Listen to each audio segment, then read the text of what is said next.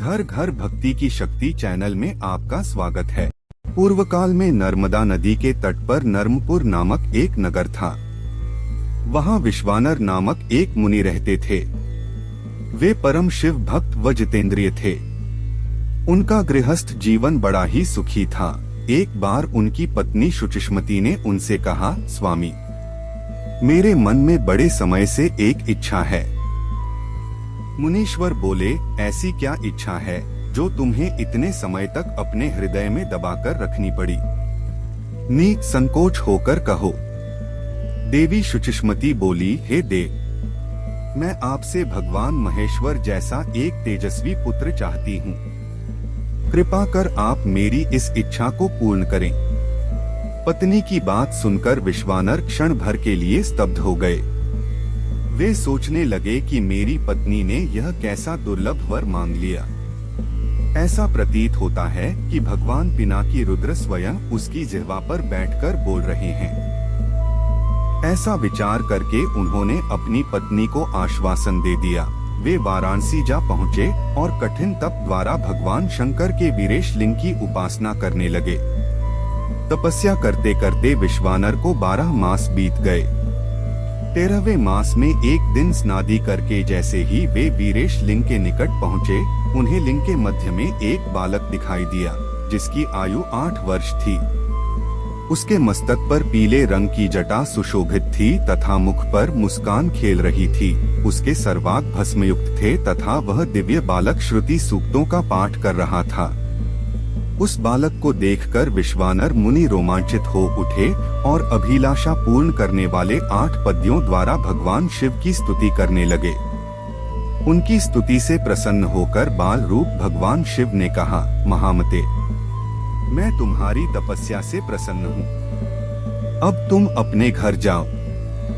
समय आने पर मैं तुम्हारी पत्नी की इच्छा अवश्य पूर्ण करूँगा। मैं उसके गर्भ से पुत्र रूप में प्रकट होऊंगा।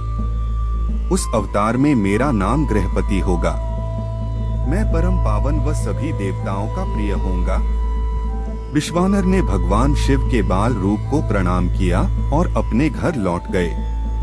समय आने पर समस्त अभीष्टों के विनाशक तथा दोनों लोकों के लिए सुखदायक भगवान रुद्र का शुचिष्मति के गर्भ से अवतार हुआ। उस बालक का जात कर्म करने के लिए स्वयं ब्रह्मा मुनि विश्वानर के घर उपस्थित हुए और उन्होंने उसका नाम गृहपति रखा। तत्पश्चात विश्वानर ने स्वयं उस बालक को वेदों आदि की शिक्षा दी। जब वह बालक 9 वर्ष का हुआ तो एक दिन देवर्षि नारद उसके दर्शन हेतु विश्वानर के घर पधारे। मुनि विश्वानर ने उनका हृदय से सत्कार कर यथोचित आसनादि दिए। तब नारद जी ने कहा, हे मुनि, तुम्हारा यह पुत्र बड़ा ही भाग्यशाली है, किंतु एक आशंका मुझे व्यथित किए हुए हैं। विश्वानर ने चौंक कर पूछा, कैसी आशंका महर्षि? महर्षि नारद ने उत्तर दिया, मेरी आशंका यह है कि जब तुम्हारा यह पुत्र 12 वर्ष का होगा तो इस पर बिजली या पानी का भय आएगा।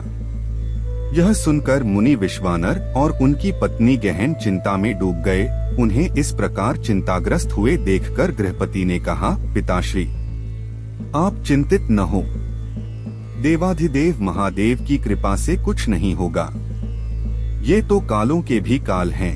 आप मुझे काशी जाने की आज्ञा दें। मुनि ने आज्ञा दे दी।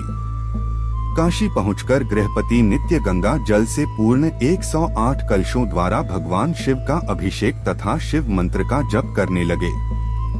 जब उन्होंने 12वें वर्ष में प्रवेश किया तो एक दिन इंद्र उनके समक्ष प्रकट हुए और बोले, विप्रवर, मैं तुम्हारे तप से प्रसन्न हूँ। अपनी इच्छानुसार वर मांगो।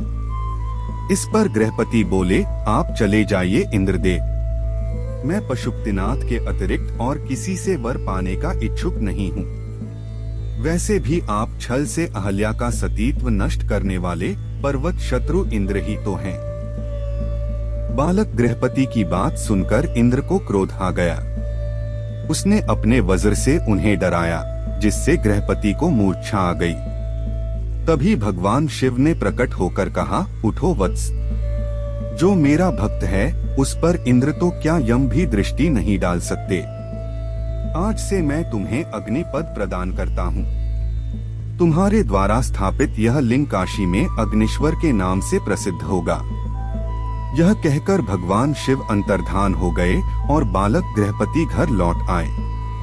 आप लोगों को ये कहानी कैसी लगी, कमेंट करके जरूर बताएं। हमारा उद्देश्य है घर घर भक्ति की शक्ति को पहुंचाना।